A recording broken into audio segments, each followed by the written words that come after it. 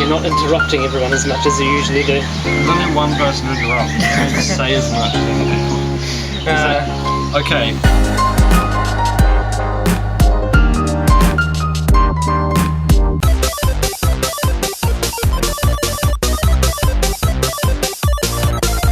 Hi guys, Tenticubed here. Well, this guy's a member of Tenticubed, this guy's is Yaius, and I'm Cullen What You Want, I'm a guest star, and today we thought, just because we're here, we might just do, not a podcast, not a vlog, just sort of a bit of banter. Like, we've got a few things to talk about, and we're just gonna sort of just talk about them. Your thoughts on grammar Nazis? Right now, I'm talking about like text and Facebook messaging ones, and like pretty much the biggest one right now is the your one, you know. Because I feel like now it's sort of, I think first of all it's just really pretentious, because people are okay with misspelling everything else, like writing a U instead of you, or like saying what as a W-O-T, or using to instead of, no one really does that though. And saying cause instead of because. But they will get pissed if you do the your thing, even though you know that you'll understand them either way. Yeah, I don't know. I mean, it does seem like a whole intellectual inferiority kind of situation. Yeah. Unlike with abbreviations like you for you. Yeah. It's more a case of them not knowing which one to use. Yeah. And that makes some people kind of...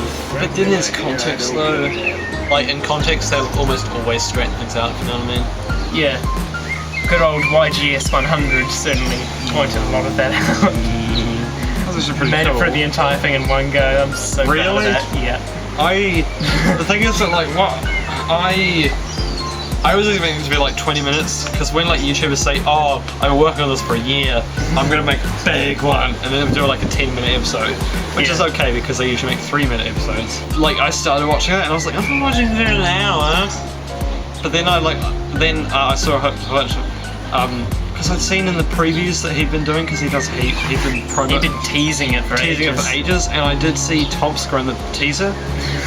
And so I went like into description where it showed like links to all of the guest stars' YouTube channels, and I kept on scrolling. It took me like 5 minutes to finally get to Tom's. Yep, I'm watching until he goes on, and he's there on there for like 20 seconds. I'm like, okay, I waited half an hour. I watched half an hour of this to find that, and I'm gonna stop watching.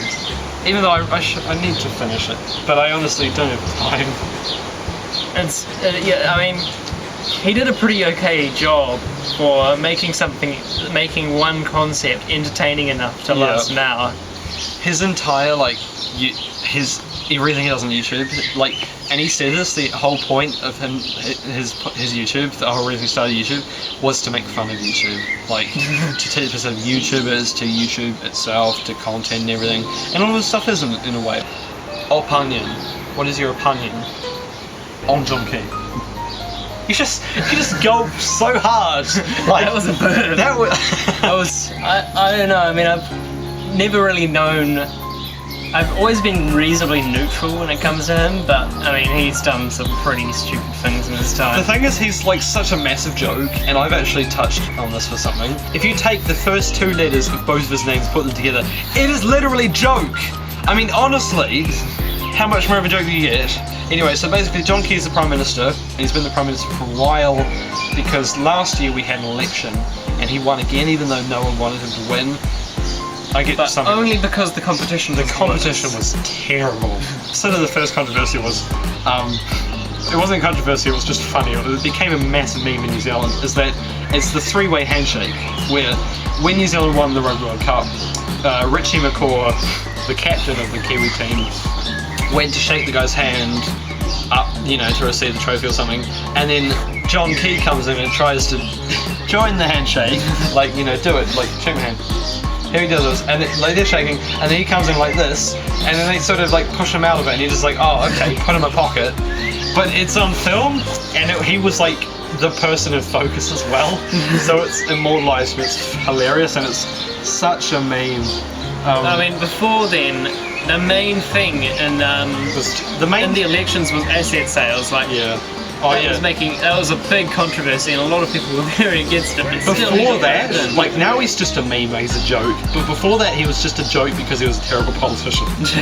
Like before that, like not getting too deep, but like he sold like 49% of our assets, which is as much as he could. He would have sold all of them if he could, which is not great, which means we won't have a pension when we're older. And he did other things, like he promised to 175,000 people, 175,000 new jobs when he was in Prime Minister, and since then 180,000 people have become unemployed since he became Prime Minister. So yeah, not looking good for him. go figure. Since then, he was on the news because he was on the news not because of this. He was on the news because of something else, but he was being filmed, and he was at a primary school, which is like they call it elementary school in America. I think. Yeah, because middle school is like what intermediate, so Yeah. elementary. Yeah.